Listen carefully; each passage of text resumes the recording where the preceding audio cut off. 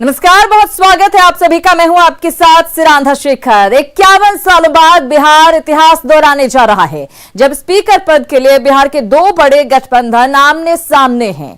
NDA ने विजय सिन्हा को मैदान में उतारा है, तो महागठबंधन ने अवध बिहारी पर भरोसा जताया है। तो सवाल है कि क्या सालों पुरानी सियासी परंपरा बचेगी या टूट जाएगी?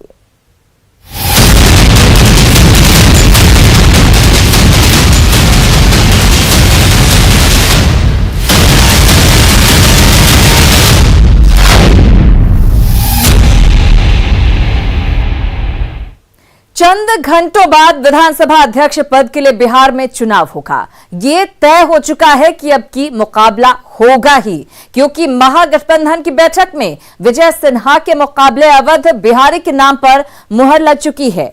तो फिर आंकड़ों के लिहाज से ये जानना जरूरी है कि मुकाबले में किसका पलड़ा कितना वजनदार है।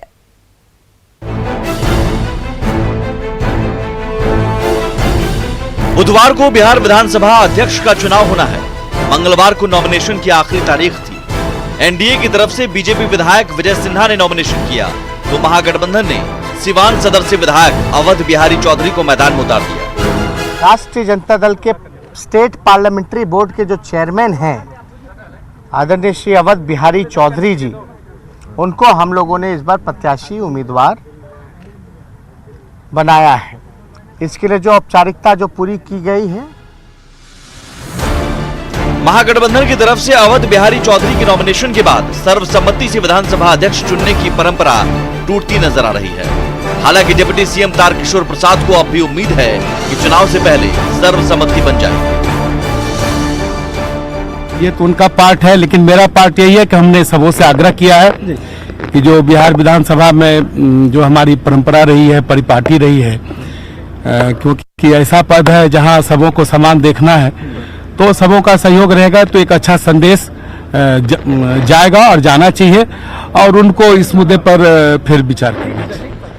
अब तक सर्वसम्मति से विधानसभा अध्यक्ष चुनने की परंपरा रही है, लेकिन आरजेडी के रुख से इस बार चुनाव होना तय माना जा रहा है और दोनों तरफ से अपनी अपनी जीत के दावे किए जा रहे हैं। अब अगर चुनाव होता है तो चुनाव की स्थिति में जीत उसी की होगी जिसका संख्या बल विधानसभा में ज्यादा होगा। फिलहाल 243 सदस्यों वाले बिहार विधानसभा में बीजेपी के पास 74, जेडीयू के पास 43, हम के पास 4 और वीआईपी के 4 विधायक हैं।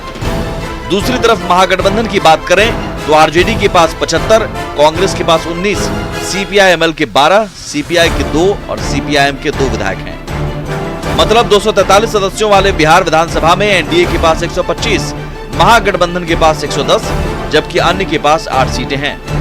अगर अन्य के 8 विधायकों का समर्थन महागठबंधन को मिल भी जाता है, तो भी एनडीए के 125 के मुकाबले महागठबंधन के उम्मीदवार के पक्ष में 118 वोट ही पड़ेंगे। हालांकि एआईएमआईएम ने महागठबंधन को पहले ही ना बोल दिया है और निर्दलीय विधायक सुमित सिंह ने एनडीए का समर्थन कर दिया है।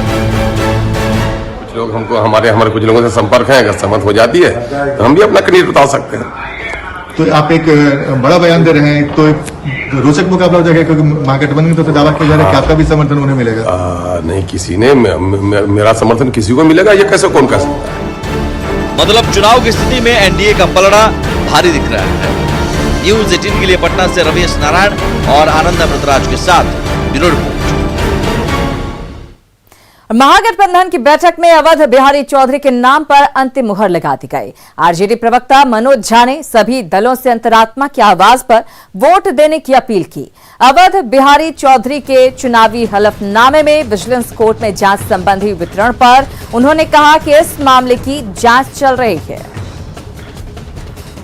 ये जो निर्णय है, अवध बिहारी चौधरी जी महागठबंधन के साझा उम्मीदवार, ये जनता का आदेश है। इस जनादेश के अंदर कुछ अंतर्निहित तत्व है।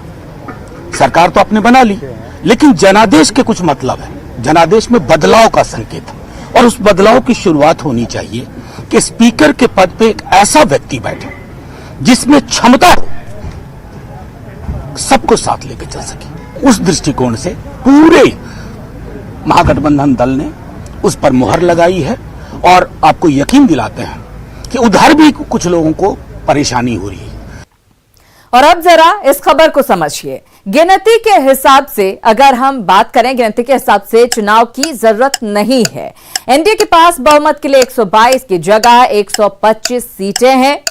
महागठबंधन के पास जरूरी आंकड़े नहीं है। जानबूझकर आरजेडी परंपरा को तोड़ रहा है। अवध बिहारी चौधरी का जीतना मुश्किल नजर आ रहा है और साफ साफ इधर एनडीए का पलड़ा जो है भारी लग रहा है अगर चुनाव होता भी है। इधर दोनों उम्मीदवारों ने अपनी जीत का दावा किया है। एनडीए के विजय कुमार सिन्हा ने कहा कि विपक्ष को परंपरा का ध्यान रखना चाहिए और सत्ता पक्ष के उम्मीदवार का समर्थन करना चाहिए। वहीं महागठबंधन के उम्मीदवार अवध बिहारी चौधरी ने जीत का दावा किया। हमारे नेता, हमारे डिप्टी सीएम सभी ने प्रयास किए हैं और हम लोग भी अपील करते हैं। हम लोगों ने भी आग्रह किया है कि जो परंपरा चली है उस परंपरा को कायम रखने से बिहार के लोगों का यही भाव है और एक सकारात्मक वातावरण भी बनेगा। कुछ स्थान होता है जिसमें सकारात्मक सोच रखनी चाहिए, सकारात्मक वातावरण बनानी चाहिए। परंपरागत जो व्यवस्था चली है उसका पालन करना चाहिए। अनुभव का लाभ यही उठाना चाहिए कि परंपरा यही चला है। बिहार विधानसभा में अध्यक्ष के लिए चयन किया है और मुझे पूर्ण भरोसा है कि विधानसभा में जो स्पीकर के पद बहुत भी महत्वपूर्ण होता है, उस पद पर हम अपने माननीय विधायकों के सहयोग से निर्वाचित होंगे। तो ऐसा लग रहा है कि सालों पुरानी परंपरा टूटने वाली है। सालों से बिहार में स्पीकर पद पर चुनाव सर्वसम्मति से होता आया है, लेकिन यह कोई पहला मौका नहीं है जब बिहार में स्पीकर पद के लिए चुनाव हो रहा है। बिहार विधानसभा स्पीकर से जुड़ी 10 बड़ी जानकारी आप भी जानिए। दरअसल 51 साल पहले स्पीकर पद का चुनाव हुआ था। बिहार में 51 साल पहले ऐसा हुआ था। 51 सालों बाद एक बार फिर बिहार इतिहास दोहराने जा रहा है। 1969 में धनिक लाल मंडल सत्ता पक्ष से प्रत्याशी थे, वहीं विपक्ष के प्रत्याशी सरदार हरिहर सिंह थे। इन दोनों के बीच मुकाबला हुआ था। 1969 में धनिक लाल और हरिहर सिंह के बीच मुकाबला हुआ था। आखिरकार सत्ता पक्ष के धनिक लाल जीत गए थे इस मुकाबले में। हरिहर सिंह मौजूदा मंत्री अमरेंद्र प्रताप के दादा थे। 51 सालों बाद एक बार फिर ये मुकाबला तय है। महागठबंधन ने अवध बिहारी के नाम पर अंतिम मुहर जो है वो लगाई है। वहीं आंकड़ों के लिहाज से विजय सिन्हा का पलड़ा भारी नजर आ रहा है। और अब हम आपको स्पीकर पद के दोनों उम्मीदवारों के बारे में अहम बातें बताते हैं। दोनों उम्मीदवारों के बारे में अहम बातें जरूर जानना चाहिए आपको। लखीसराय से बीजेपी के टिकट पर विधायक बने हैं, आप देख सकते हैं, विजय सिन्हा। वहीं दूसरी तरफ लगातार तीसरी बार उन्हें जीत मिली है। पिछली सरकार में श्रम संसाधन मंत्री थे विजय सिन्हा। सुशील कुमार मोदी के करीबी रहे हैं विजय सिन्हा। बीजेपी प्रदेश प्रवक्ता और संगठन में कई पदों पर रह चुके हैं। महागठबंधन के स्पीकर पद के उम्मीदवार की बात करें तो सीवान सदर से विधायक हैं अवध बिहारी चौधरी। सीवान से 5 बार विधायक रह चुके हैं। तो ग्राफिक्स के जरिए हम आपको बता रहे हैं कि किस तरह का राजनीतिक करियर इन दोनों उम्मीदवारों का रहा है। इधर स्पीकर के चुनाव में सियासी घमासान मचना तय है। तेजस्वी यादव ने बीजेपी पर सवाल उठाए हैं। अवध बिहारी को साफ सुथरी छवि का नेता बताया तो बीजेपी ने महागठबंधन के उम्मीदवार पर आरोपों की बौछार कर दी। बीजेपी का आरोप है कि अवध बिहारी चौधरी पर भ्रष्टाचार के कई मामले दर्ज हैं। बीजेपी ने बाकायदा अवध बिहारी चौधरी पर करप्शन के कागजात भी मीडिया के सामने लाए हैं। आप भी सुनिए अवध बिहारी के खिलाफ बीजेपी ने क्या क्या आरोप लगाए हैं। तेजस्वी यादव कहते हैं कि अनुभवी व्यक्ति हैं, साफ सुथरे छवि के व्यक्ति हैं, ईमानदार व्यक्ति हैं, लेकिन उनके ऊपर मुजफ्फरपुर न्यायालय में 420, 467, 468, 471, 472, 497, 409, 120B आईपीसी की धारा उनके ऊपर चल रहा है। और सुशील मोदी ने बड़ा आरोप लगाया है। लालू यादव एनडीए विधायकों को फोन कर रहे हैं। सुशील मोदी पूर्व डिप्टी सीएम का यह बड़ा आरोप है। विधायकों को मंत्री पद का ऑफर दिया जा रहा है। मेरे फोन करने पर लालू ने खुद फोन उठाया। मैंने लालू को ऐसा करने से मना किया। ये बड़ा आरोप लगाया गया है सुशील मोदी की तरफ से।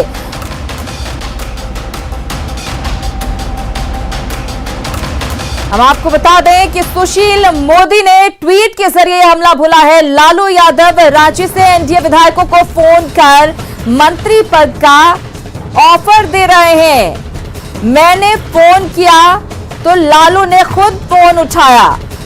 मैंने लालू से ऐसा करने से मना करते हुए कहा कि वे ऐसी हरकतों में सफल नहीं होंगे। सुशील मोदी ने ट्वीट के जरिए ये बड़ा आरोप लगाया है लालू प्रसाद पर। हम आपको बता दें, चारा घोटाला मामले में लालू प्रसाद सजायाफ्ता हैं और उन पर यह आरोप कि फोन करके विधायकों को खरीदने की कोशिश की जा रही है। और अब बात लव जिहाद पर चले डंडे की। उत्तर प्रदेश में लव जिहाद के गुनहगारों के दिन पूरे हो गए हैं, क्योंकि यूपी की योगी सरकार लव के नाम पर हो रहे जिहाद के खिलाफ एक्शन के लिए पूरी तरह तैयार हो गई है। योगी कैबिनेट में इस कानून पर अंतिम मुहर भी लग गई। आइए जानते हैं कि इस अध्यादेश में आखिर है क्या। योगी जी की कैबिनेट ने ये अध्यादेश लेकर आए हैं। इस अध्यादेश के अंदर दंड के अनेक प्राविधान हैं। उसमें दंड जो है वो 3 वर्ष से लेके 10 वर्ष तक की है और जुर्माना 25,000 रुपए है। और साथ ही साथ सामूहिक धर्म परिवर्तन भी किया जाता है, जो हम लोग के सामने ऐसे भी केसेस आए हैं।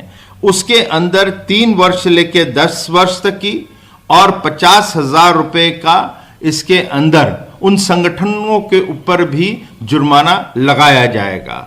साथ ही साथ इसके अंदर यह भी रखा गया है कि किसी को इच्छा है, वो शादी करके धर्म परिवर्तन करना चाहते हैं, तो उसके अंदर भी जिला मजिस्ट्रेट के सामने वो 2 माह पूर्व सूचना देंगे। एक प्रिस्क्राइब फॉर्म है और उसके तहत उनको परमिशन मिलती है, तो वो फिर धर्म परिवर्तन कर सकते हैं शादी के साथ। तो अन्य चीजों को लेते हुए आज योगी जी की कैबिनेट ने एक बड़ा फैसला लिया है और इसको उत्तर प्रदेश विधि विरुद्ध धर्म संपरिवर्तन प्रतिषेध अध्यादेश 2020 के नाम से कहा जाएगा। अब बात कर लेते हैं कोरोना के कहर की। देश के कई राज्यों में कोरोना की उल्टी लहर चल पड़ी है, लिहाजा आज कोरोना को लेकर पीएम मोदी ने मुख्यमंत्रियों के साथ मंथन किया, जिसमें उन्होंने एक बार फिर सतर्कता बरतने पर जोर दिया। इस बैठक में हाल ही में बढ़ते हुए कोरोना के केस और वैक्सीन के वितरण से जुड़े मुद्दों पर बात हुई, जिसमें पीएम मोदी ने साफ कर दिया कि भारत बेहतर वैक्सीन पर ही जोर देगा। मुख्यमंत्री के साथ पीएम का मंथन। हम सभी के अथक प्रयासों से देश में टेस्टिंग से लेकर ट्रीटमेंट का एक बहुत बड़ा नेटवर्क आज काम कर रहा है। लापरवाही से 100% बाज आइए। गलतियां हुई, वही एक खतरा बन गया, थोड़ा ढिलाई आ गई। इस चौथे चरण में लोगों को कोरोना की गंभीरता के प्रति हमें फिर से जागरूक करना ही होगा। वैक्सीन नहीं, कोरोना पर नजर जमाइए।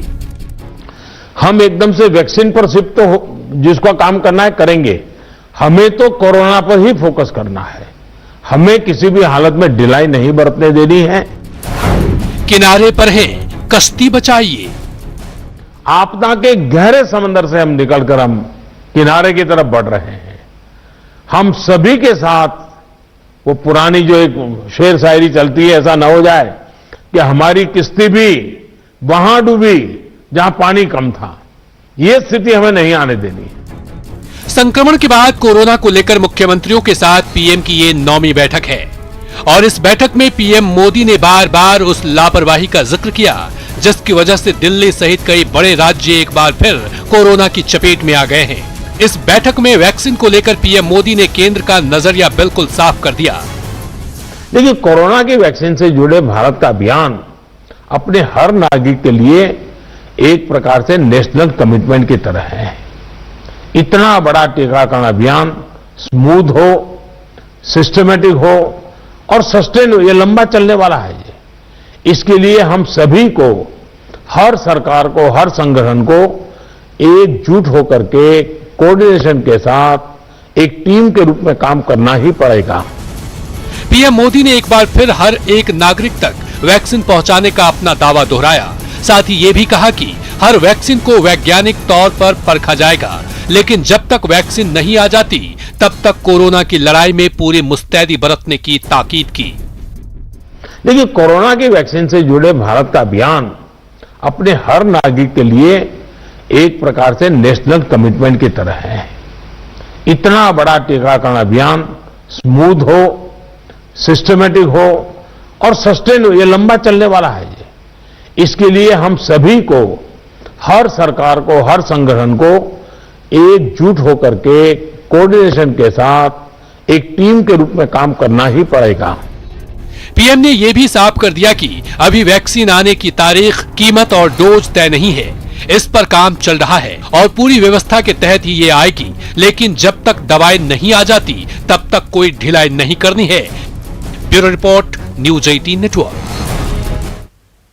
उम्र छोटी काम बड़े, कहते हैं कि एक जीनियस की झलक उसके बचपन में ही मिल जाती है। वो किसी भी फील्ड में जीनियस बन सकता है, खेल में, पढ़ाई में, आर्ट में या किसी और ही क्षेत्र में। वो शायद आपके आसपास हो या फिर दूर, पर अगर आप जानते हैं किसी ऐसे इंडियन को जो यंग जीनियस हो और जिसे आना चाहिए दुनिया के सामने, तो आज ही रजिस्टर कीजिए news18.com/younggenius या बायजूस ऐप डाउनलोड करें और यंग जीनियस सेक्शन में विजिट करें। बायजूस यंग जीनियस न्यूज 18 की एक पहल। मुझे दीजिए इजाजत, नमस्कार।